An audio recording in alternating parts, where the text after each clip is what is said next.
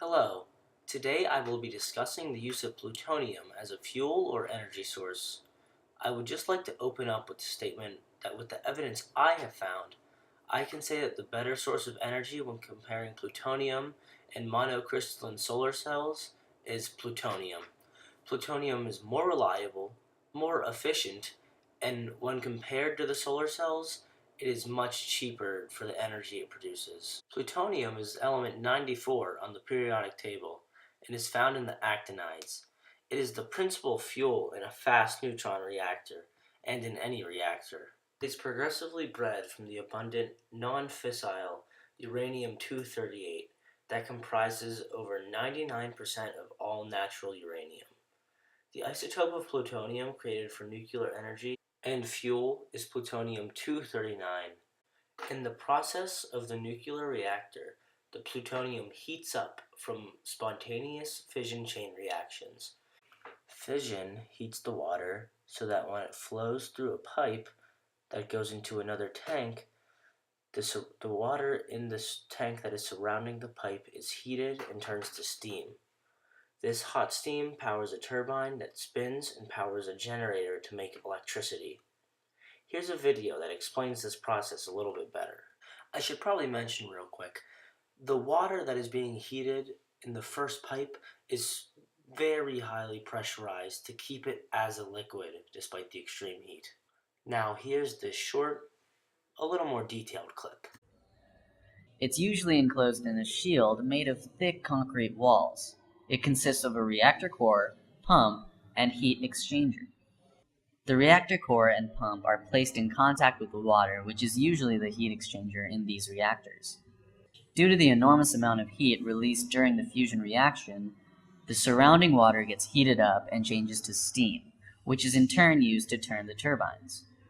So, huge heat energy gets converted into electrical energy. Water is continuously flown in and out of the nuclear reactor using the pump. So, a nuclear reactor successfully generates nuclear energy from fission reactions. A big concern with plutonium and nuclear energy is the risk of nuclear meltdowns, like those at Fukushima, which was caused by a natural disaster, and Chernobyl, which was the result of a very flawed reactor design and human error. With the newer Generation 4 nuclear reactors, the threat of a meltdown is very small. These new reactors are called integral fast reactors. They're a new form of reactor that uses 99% of the plutonium's potential by recycling the spent or used fuel. This means that the supply of material we have now at our disposal will last many centuries. The IFRs remove human intervention and the risk of using external power. Now that we know how plutonium works in nuclear reactors, we will get into why exactly plutonium is a better energy source than the monocrystalline silicon solar cells. First of all, the reliability of plutonium is higher than that of the silicon solar cells. The simple fact that solar panels need sun to be efficient and relevant is an issue. With plutonium and nuclear power, you don't have to rely on nature. As long as there is nuclear fission occurring and water is being heated, electricity is being made.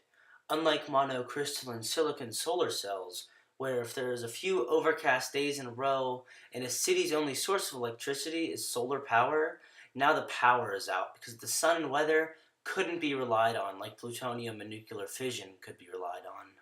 Adding to this, energy is lost when traveling over long distances, so a solar farm that is just tens of miles from a city will be losing efficiency as the energy travels to power the city. Nuclear power plants don't need to be far from a city because they don't have specific needs like solar plants or solar farms do.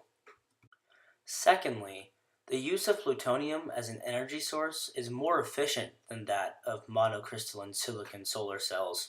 According to the Qualitative Reasoning Group of Northwestern, the best solar panels you can get today work at 22% efficiency.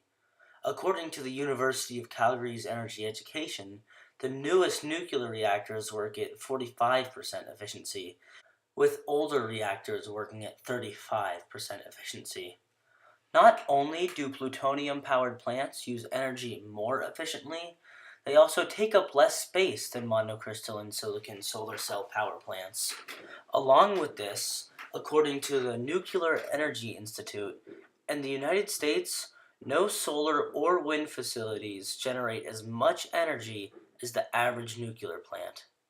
To generate the same amount of electricity as a nuclear plant, solar photovoltaic plants, or PV plants, need 75 times the space of a nuclear power plant. This is a massive waste of space, as the area that the plant takes up is being used very inefficiently.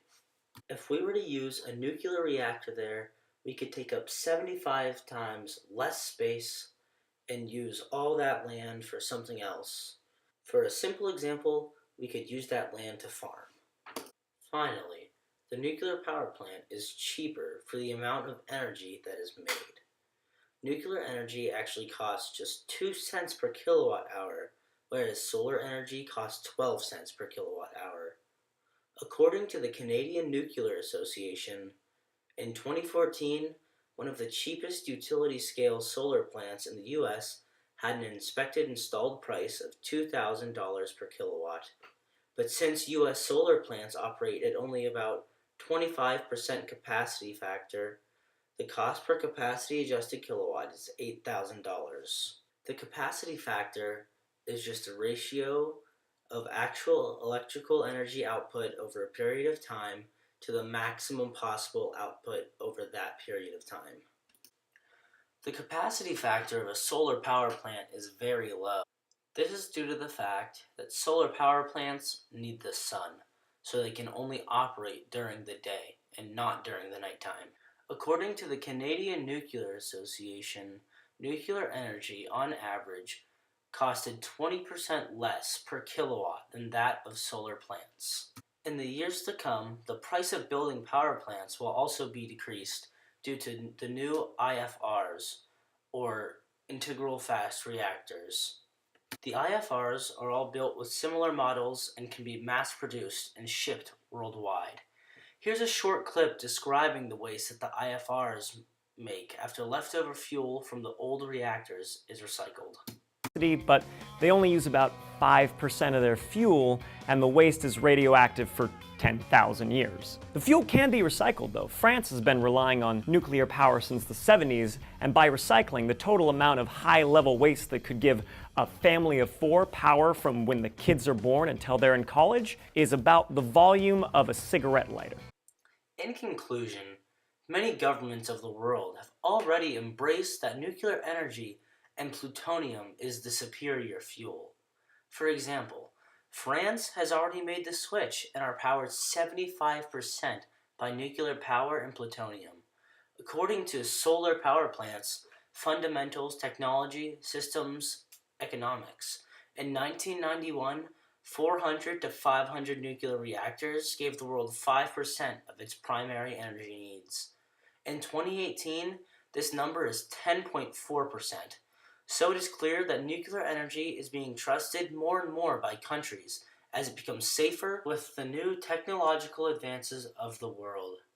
I'm sure that in time, nuclear will be our only source of energy, as it is clean and does not burn fossil fuels like coal or natural gas. Overall, plutonium is the fuel of the future, and we will see that in the years to come as nuclear technology advances more and more every day.